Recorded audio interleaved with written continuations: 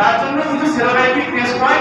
একটা হলো বডিতে যে ডেঙ্গুর জন্য যে অ্যান্টিজেন বের হয় IgG আর IgM, যেটা তোমরা ইমিউনোগ্লোবিন বলে পড়েছো, যে অ্যান্টিবডি, সেটা টেস্ট হয় সেরোলজিক্যাল টেস্ট।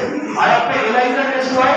আর একটা পদ্ধতি রয়েছে PCR, মানে পলিমারেজ চেইন রিঅ্যাকশন, যেটার মাধ্যমে পাওয়া যায়। আর প্রথম যখন তোমরা জ্বর নিয়ে ডাক্তারবাবুর কাছে যাও, ওনারা কি করবেন, ওনারা NS1 অ্যান্টিজেন টেস্ট দেয়।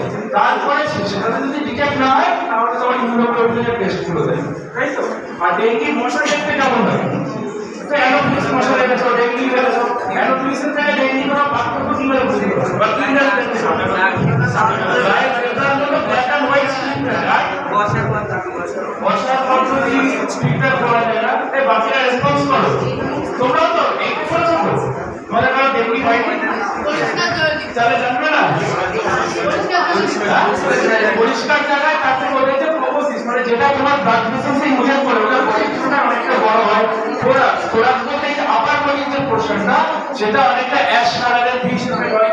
আর তোমার এরা সাধারণত দিনের বেলায় ব্লাড স্ট্রিম থেকে মানুষের বডি থেকে ব্লাড ফ্লাশ করে, তাই তো? আর ডেঙ্গির জন্য একটা পদ্ধতি আছে, SLW বলে সব বলতে কি এসডিএস স্প্রে। তুমি তাহলে কি হবে, যে মসকিউটো যে ইনসেক্টিসাইড বাড়ির আশেপাশে জঙ্গল আছে সেগুলোতে তোমাকে স্প্রে করতে হবে। এর মধ্যে একটা মসকিউটো রেসিডেন্ট যেগুলো বডিতে যে রোগগুলো পাওয়া যায় না, অ্যান্টিভাইরাল বলতে যে কোম্পানিগুলো, সেগুলো করতে হবে। ডাব্লিউ বলতে হয় ফুল স্লিপ জামাকাপড় করতে হবে। আর ডেঙ্গির বাকি যে রেমেডিগুলো কি করবে সেটা তোমাদের স্যার বলবেন, কিন্তু বাকি জিনিসটা হলো ডেঙ্গির ক্ষেত্রে তোমাকে মসকিউটো, তোমরা বাড়িতে সবাই মসকিউটো নেট সব ইউজ করো, হ্যাঁ ইউজ করো। আচ্ছা, তাহলে ডেঙ্গির যে বাকি কি করণীয় না করণীয়, আর একটা জিনিস বলছি যে মসকিউটো রেসিডেন্ট তোমরা যে রোমান এত টাকা দিয়ে কিনো, ওটা লাগবে না। একটা নর্মাল কোকোনাট যে অয়েল, সেটা কোকোনাট অয়েল, সেটা নিম পেস্ট করে যদি অয়েল হিসাবে তোমার সেই বডিটা বাইরে যাচ্ছ, তখন যদি মাখো তাহলে আর মশা আসে না। নিমটা পেস্ট করে পাতাতে অয়েল বার করে কোকোনাট অয়েলের সাথে মিক্স করে, বুঝেছো? আমরা ডেঙ্গি ভাইরাস ডেঙ্গু রোগ নিয়ে ডেঙ্গু রোগ যেটা, সেটা কিন্তু ভাইরাসের মধ্যে ছড়িয়ে যাচ্ছে কিসের মাধ্যমে, মশার মাধ্যমে। তো অ্যাট প্রেজেন্ট ডেঙ্গির জন্য কোনো ভ্যাকসিন অ্যাভেলেবল নয়, মানে ইন্ডিয়াতে কোনো অ্যাভেলেবল নয়। বাইরের দেশে একটা ভ্যাকসিন চলছে এখন, ক্লিনিক্যাল ট্রায়াল এবং সেটা সাকসেসফুলি ভাবে বের হয়েছে। কিন্তু ডেঙ্গির ভাইরাসে আমরা কটা টাইপ দেখলাম এখানে, চারটে টাইপ আমরা দেখেছি। ঠিক আছে, এবার চারটে টাইপ যখন বলছি আমরা কোনো একটা পার্টিকুলার স্ট্রেন, যখন কোভিড হয়েছে তখন যে কোভিডের যে স্ট্রেনটা চেঞ্জ হয়ে যাচ্ছে, ঠিক আছে? তো এখানে সেরকম চারটে টাইপ আছে। রিসেন্টলি আরো একটা টাইপ হয়েছিল, কিন্তু সেটা অতটা প্রভাব ফেলতে পারে, ঠিক আছে? তো BNP5 একটা স্ট্রেন আছে। তো দেখা গেছে যে কোনো একটা পার্টিকুলার মশা কামড়ালো, সেখানে পার্টিকুলার টাইপের ডেঙ্গিকে মানে অ্যাফেক্টেড হচ্ছে। পরে পরবর্তীকালে সেকেন্ড টাইম হচ্ছে তোমার যখন একটা টাইপের উপর মশা মানে ভাইরাসের উপর অ্যাফেক্টেড হলে, তো তোমার বডি সেই ভাইরাসটা এগেইনস্টে অ্যান্টিবডি কিন্তু রেডি আছে আমার বডি। সেকেন্ড টাইম যখন অন্য একটা টাইপের ভাইরাস আমার বডিতে এলো, ডেঙ্গি ভাইরাস কিন্তু অন্য টাইপ, তখন বডি সেটা মিসম্যাচ করে ফেলে। বডি সেই আগের অ্যান্টিবডিটা বারবার অ্যাপ্লাই করতে থাকে, কিন্তু তোমার এখানে টাইপ অন্য আছে, তার জন্য সেই অ্যান্টিবডি কিন্তু কাজ করবে না, ঠিক আছে? তখন কি হয় না, তখন সিচুয়েশনটা আরো খারাপ হয়ে যায়। আচ্ছা, তোমাদের এখন দ্বিতীয়বার ডেঙ্গু হয়েছে কি? দ্বিতীয়বার কারো হয়েছে বা ফ্যামিলিতে কারো হয়েছে? তাহলে স্যার বলছেন সেটা দ্বিতীয়বার যখনই হচ্ছে তখন সেটা আরো মারাত্মক হয়ে যাচ্ছে, ঠিক আছে? তখন কোমায় চলে যেতে পারে এবং ইভেন ডেথ পর্যন্ত হতে পারে। তো ডেঙ্গি আমরা দেখলাম ডেঙ্গি ভাইরাসের এগেইনস্টে আমাদের কিছু নেই আরো। তো আমাদের কি করতে হবে, ডেঙ্গি ভাইরাসটা তো ডাইরেক্টলি ইনফেকশন যাচ্ছে না বা বাতাসের মধ্যে পাচ্ছে, তাহলে আমাদের কি করতে হবে, ডেঙ্গি ভাইরাসটাকে যে নিয়ে যাচ্ছে তাকে আমাদেরকে স্টপ করতে হবে। সেটাকে নিয়ে যাচ্ছে মশার কারণে যত রকমের উপায় আছে আমাদেরকে ব্যবহার করতে হবে, আর মশার হাত থেকে নিজেদেরকে বাঁচতে হবে। জাস্ট দেখবো আমরা যদি করতে পারি, আমরা কিন্তু ডেঙ্গি ভাইরাস শিখতে পারি। কারণ ডেঙ্গি ভাইরাসের একমাত্র আমাদের যে বাহক যে রয়েছে সে হচ্ছে মশা, ঠিক আছে? মশা থেকে বাঁচতে কি করো তোমরা, সেগুলো বলো।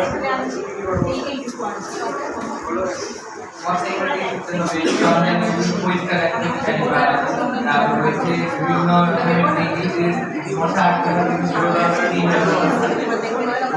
আর যেটা আমরা করতে চাই সেটা হচ্ছে মশার যে জল না রোড যে এরিয়াটা হচ্ছে সেটাকে জল জমতে দেবো না, জল জমা থাকলেও সেটাকে আমরা একটা পিচ দিয়ে আমরা পরিষ্কার করবো। ঠিক আছে, ড্রেনের যে মশাগুলো সেটাকে বেশি না হয় যাতে এটা মারা যায়, মশা যাতে না হয়। ঠিক আছে, তো বলো বলো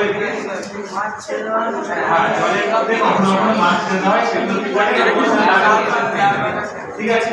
তো আমাদের মেন যেটা এখন ডেঙ্গুর সাথে ফাইট করতে গেলে আমাদের এখন ফাইট কাজ মশার সাথে ফাইট করতে হবে।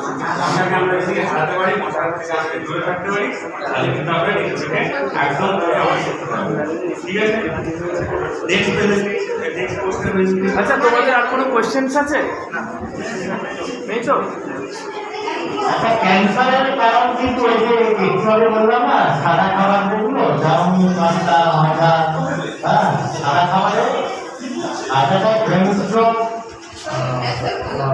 ক্যান্সারের জন্য দেয় কিন্তু এজিং, হ্যাঁ, এর প্রত্যেকটা কারণের জন্য কিন্তু দায়ী, ফ্যাটি লিভার সব কিছুর জন্য, কিন্তু সাথে ক্যান্সারের জন্য দায়ী। একটা ক্যান্সারের প্রিভেনশন আছে।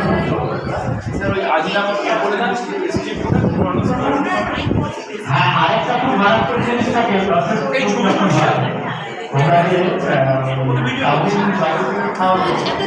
বাড়িতে মানা দেওয়া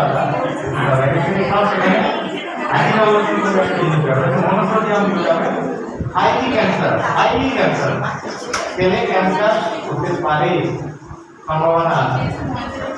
আরেকটা আছে যারা পেট পায়, পেটের মধ্যে প্রিজারভেটিভ থাকে, মনোসোডিয়াম বেঞ্জোয়েট, সোডিয়াম বেঞ্জোয়েট, তো দ্যাট ইজ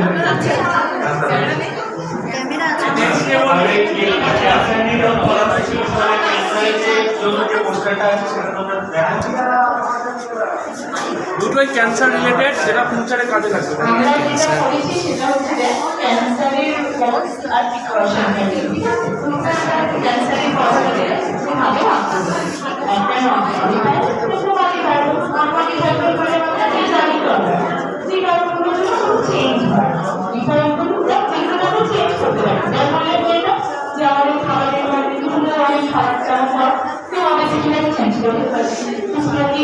অবশ্যই বানাতে পারি, তারপর অ্যালকোহল কনজাম্পশন আছে, ভিটামিন ইনঅ্যাক্টিভিটি আছে। অবশ্যই আমাদের লাইফস্টাইলটাকে একটু চেঞ্জ করতেই হবে। লাইফস্টাইল যদি আমরা না চেঞ্জ করতে পারি তাহলে আমাদের প্রচুর প্রবলেম এসে যাবে লাইফে। তো এখানে আমরা করি আর মানে অঙ্কোলজি আর হিউম্যান সার্ভিসের দিনের ফটোসে দেখিয়েছি, আর এখানে ফার্মাসি আর ক্যান্সার সেলের ডিফারেন্সের মাধ্যমে ছবিটা দিয়েছি। আমরা দুজন মিলে এই প্রোগ্রামটা চালিয়েছি, আমি আর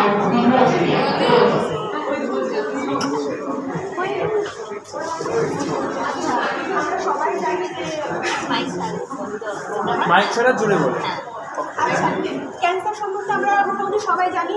এখন যেই কারণে রোগীদের বেশি হচ্ছে তার মধ্যে দ্বিতীয় কারণ হচ্ছে ক্যান্সার।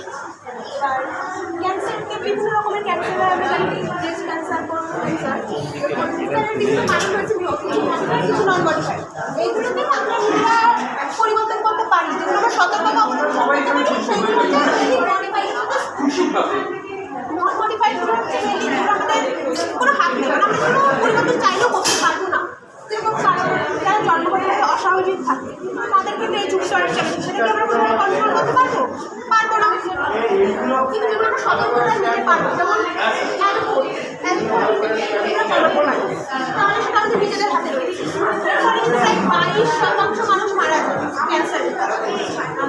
যেগুলো কার্সিনোজেন রয়েছে, সাপোজ রেডন গ্যাস, ইউরেনিয়াম থেকে একটা গ্যাস বেরোয়, যেটা মানে ইউরেনিয়াম থেকে বেরোয়, সেটা ওডারলেস, কোনো গন্ধ নেই, কোনো টেস্ট নেই, কোনো আমরা বুঝতেই পারবো, সেটাও ধীরে ধীরে আমাদের ক্ষতি করবো, তার কোনো কার্সিনোজেন রয়েছে।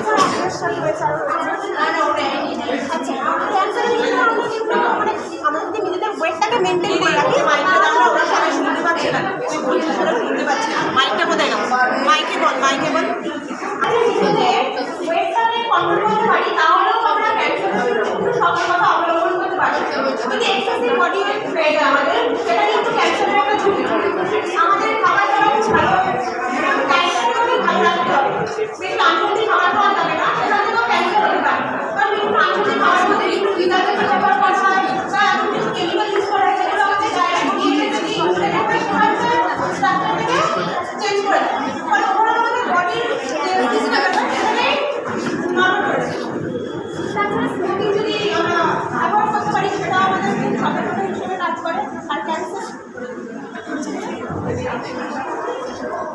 ট্রিটমেন্টের ক্ষেত্রে যদি সার্জারি করা হয়, আমরা জানি যেখানে ক্যান্সার হয়েছে বা টিউমার হয়েছে সেখানে সার্জারি করে দূর করে দেওয়া হয়।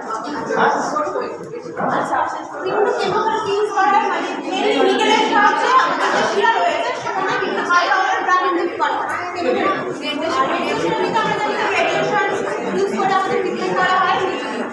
আর প্যাথোলজিক্যাল কেয়ার যেটা রয়েছে, এক্ষেত্রে যাদের ক্যান্সার একদম শেষ সময় চলে গেছে তাদেরকে আমরা কোনোভাবে হয়তো তাদের মানে তাদেরকে আমরা বাঁচাতে পারবো না এরকম ভেবে নিচ্ছি, কিন্তু তাদের যাতে কষ্টটাকে কম করে দেয় তাদের ট্রিটমেন্টের জন্য তখন প্যাথোলজিক্যাল কেয়ারই আমরা ব্যবহার করতে পারি। আর ক্যান্সারের সাথে লড়ার জন্য আমরা কিছু খাবার দাবার মধ্যে কয়েকটা ইনক্লুড করতে পারি। সেগুলো হচ্ছে টমেটো, তারপর ব্লুবেরি যেগুলো রয়েছে, অ্যাপেল, অরেঞ্জ, ক্যারেট, এগুলো আমরা ইউজ করতে পারি, সেগুলো ইনজেক্ট করতে পারি। এগুলো আমাদের খুব ভালো। আলুমিনিয়াম ওয়াটার থেকে যদি আমরা এগুলো নিতে পারি তাহলে ক্যান্সারের মধ্যে ফাইট করতে আমাদের বডি সেল অনেক বেশি এনার্জি পাবে এবং সক্ষম হবে। প্রশ্ন আছে?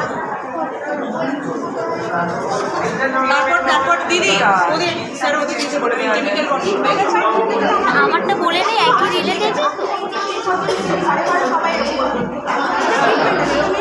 কিরকম হয় যে দেশের অবস্থা আর্থিক অবস্থা এরকম সেই দেশের আমাদের দেশের আর্থিক অবস্থা এখন সেই পর্যায়ে পৌঁছায়নি যে আমরা সবাইকে একদম জিম লেভেলে ট্রিটমেন্ট দিতে পারবো। সম্ভব আমরা একদম জিম লেভেলে মডিফাই করতে পারি, কিন্তু সেটা অনেক ব্যয়।